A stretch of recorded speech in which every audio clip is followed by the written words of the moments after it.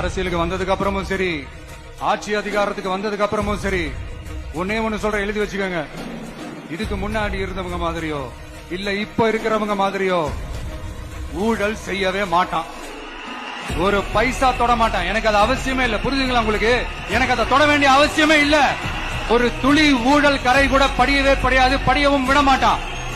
நீங்க கேட்கலாம், இது என்ன சினிமாவா, இதன முதல்வன் படமா, ஒரே நாள்ல வந்து இவர் எல்லாத்தையும் கிளீன் பண்ணிடுவாரான்னு நீங்க கேட்கலாம். ஓகே, பிராக்டிகலா அது பாசிபிள் இல்லதான். But it is a process, right? It is a process. இப்படி எதுக்குமே ஆசைப்படாத ஒருத்தன் அரசியலுக்கு வர்றான் அப்படின்னா, அவன் கண்ணு முன்னாடி ஏதாவது ஒரு தப்பு நடக்குது அப்படின்னா, அவன் கண்ணு முன்னாடி ஏதாவது இந்த மாதிரி ஒரு ஊழல் நடக்குது அப்படின்னா, அதை பார்த்துக்கிட்டு அவன் சும்மா இருப்பான்னு நினைக்கிறீங்க? அதனால இந்த தீய சக்தியா இருக்கட்டும், இந்த ஊழல் சக்தியா இருக்கட்டும், ரெண்டு பேரும் தமிழ்நாட்டை ஆண்டவை கூடாது. அப்படிப்பட்ட இந்த கட்சிகளை உண்மையா தில்லா எதிர்க்கிற அந்த கட்ஸும் கெத்தும் நம்ம கிட்ட மட்டும்தான் இருக்கு.